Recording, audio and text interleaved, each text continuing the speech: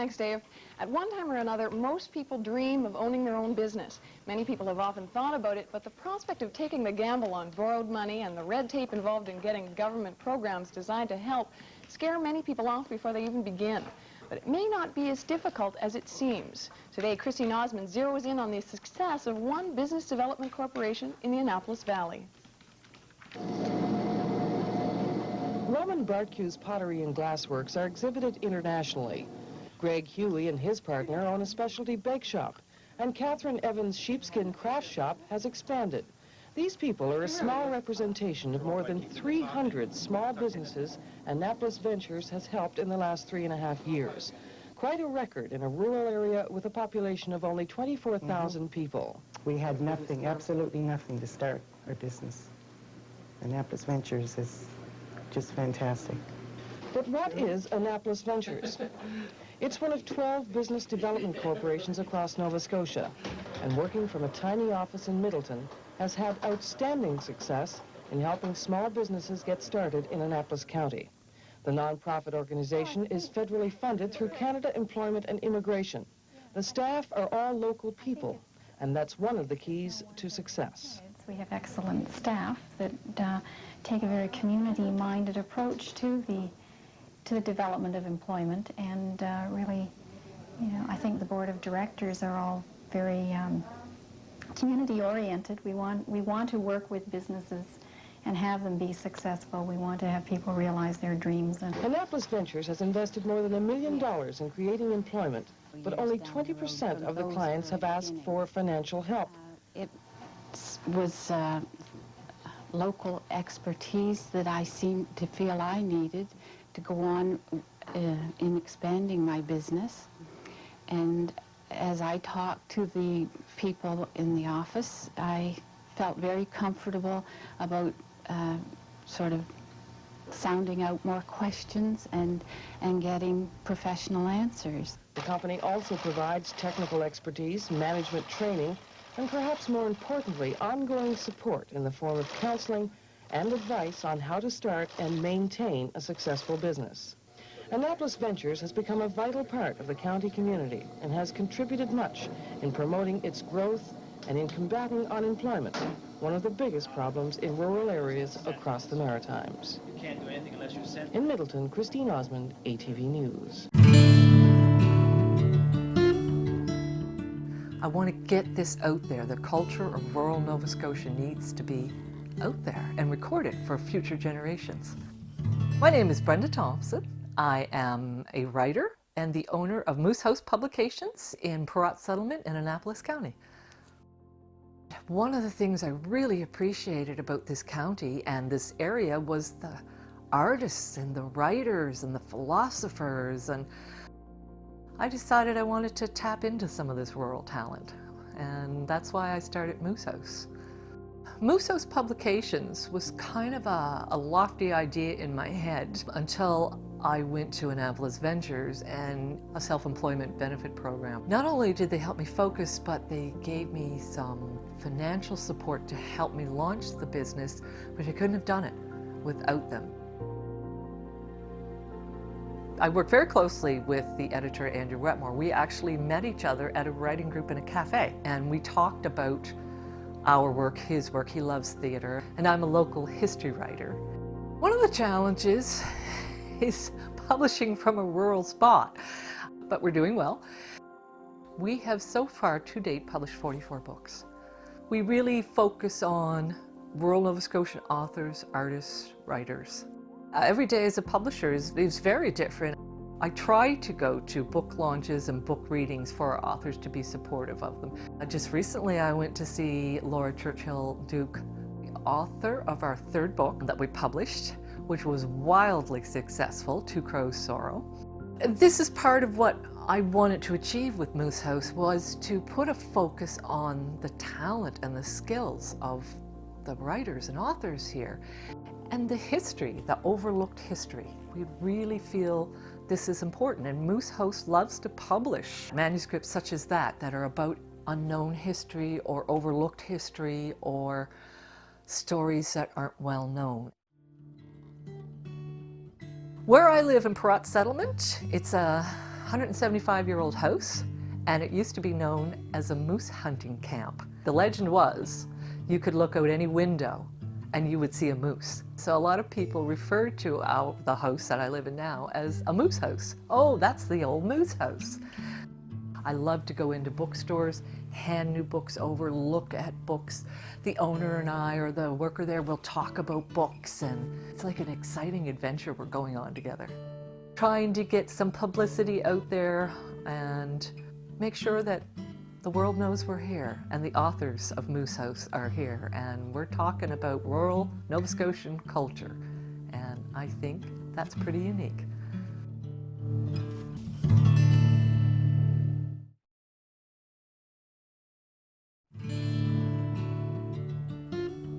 To see how flax is used in the modern day and to look back and see how it's been used throughout its history is quite an eye-opening experience.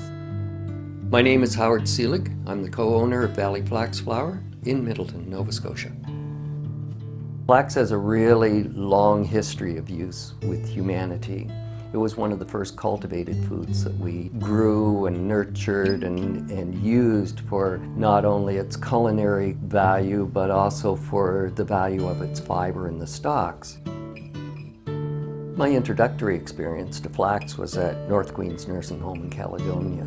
The program that we had going there using the flax made a tremendous impact on the reduction of pharmaceuticals in the nursing home and the lifestyle of the residents. And that's when I started thinking, well, if we grind flax, does it still have the great nutritional properties? What I discovered was that by grinding it up, you actually provided omega-3 fatty acids. The residents were getting a high-quality protein, the lignans, and both soluble and non-soluble sources of fiber. We started grinding flax seeds in a coffee grinder and sending that off to the nursing home. We started the business, my wife Wendy and I, who's my business partner. Since we were seeing a lot of growth in the number of nursing homes that were using the product, that there was probably a business model there. In my work as a dietitian, I wanted to counsel people to have a healthy lifestyle. In my business ownership and the milling of flax, it's to offer them a product that gives them solutions to situations that they found themselves in. Annapolis Ventures was right on board right from the start, whether it's been financial support, counseling support, and helped to provide me with employment income while I developed a business model and while I started moving forward. When the times have got tough, and they've been very tough sometimes going through the business, Annapolis Ventures has always been there. In terms of how we've always approached our business, we've wanted to be engaged in the community, hire local staff, help local people. After the market started to grow, I had to spend more time marketing and sales. So we ended up hiring people in to do the work that I had been doing. We've had tremendous staff. The milling operation consists of the whole seeds going into a grinder, then falling through the grinder into a sifter. In the sifter, they're separated out from the harder pieces of the outside shell, and the sifted product goes into packaging. When we moved into the new facility, I decided that we needed some kind of a test area where I could do some baking. The objective of that was to develop recipes that people could use, understand how easy it is to incorporate flax into a baked product. Using flax really does make a difference in people's lives. Valley Flax Flour was developed because we had a purpose and because my wife and I wanted to drive that purpose forward. And the customers have really responded positively. They know that they're going to get something that's good, added into their lives, happy to get the product and happy to use it.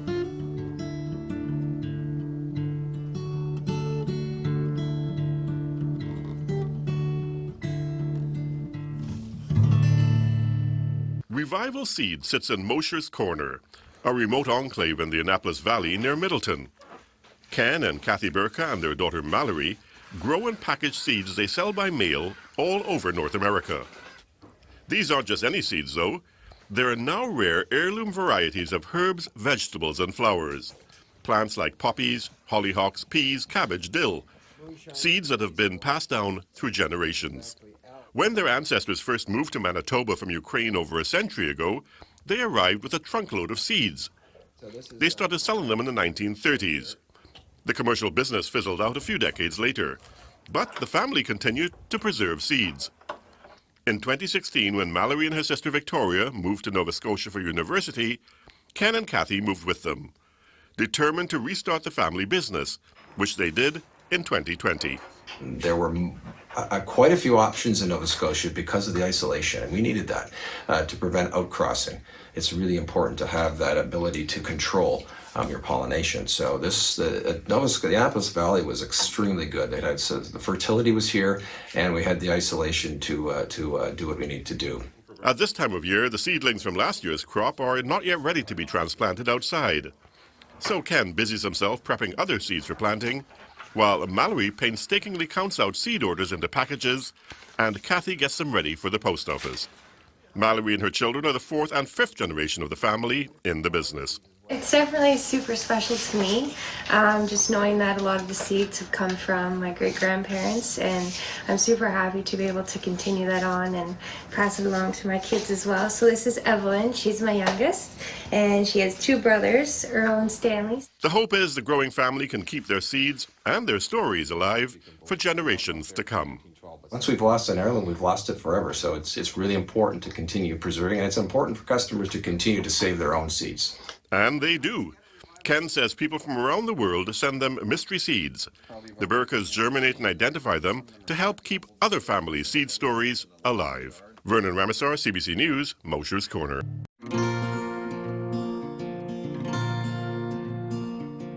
We're in the business of growing trees, and we've set out to grow climate-hardy, locally grown trees here in Nova Scotia. So what's unique about what we're doing is that no part of the process involved in us producing a tree for you has come from another region of either Canada or another country. So we are in control of that process from the beginning to the end, and we're able to produce a tree that has not only the ability to survive here, but to thrive here. What we're standing in front of is Elipod equipment. This is technology that's cutting edge as far as innovation in the industry for growing trees. What we have here is a hopper. At this end we put the media in. The media is transferred into this chamber, into this stainless steel tube you can see here, and that media or potting mix is now transferring from the metal tube into a paper tube. Once it's compressed to the right degree, this pull arm is able to transfer it to the conveyor system. The conveyor system pulls it along. This guillotine, we're able to determine the length of the pot. It will continue to cut the paper tube into the length determined, and we're able to then transfer them into these air pruning trays. What this technology allows us to do is to grow the healthiest plant possible without the use of single-use plastic. So for us, we're actually able to create a tree that grows in a plantable membrane. That tree doesn't suffer transplant shock. It also is very easy for the consumer to take and place in their garden.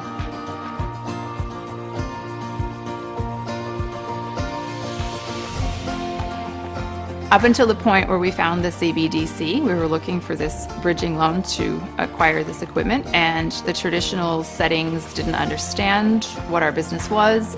We couldn't seem to make them understand what our business was.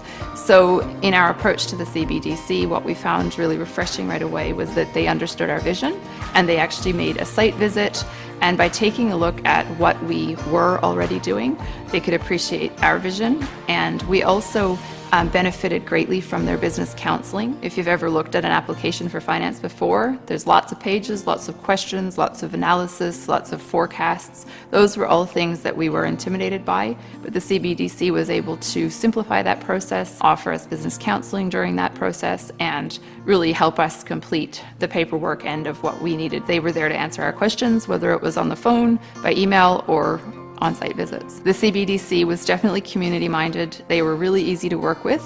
It seems that these are exactly the kind of ventures that they really desire to see in our communities. I would definitely encourage other entrepreneurs to seek their services. We are happy to be entrepreneurs because it's taken something that was a passion, our hobby, to something that can be our livelihood. It's also been able to lend itself really well to being in control of our lifestyle. It's very conducive to raising children, having them work alongside us, and enjoying what we do now, not something to put off and enjoy in the future. My name's Michelle Morrison. We run a business called Maple Grove Nursery, and we're located in Bridgetown, Nova Scotia.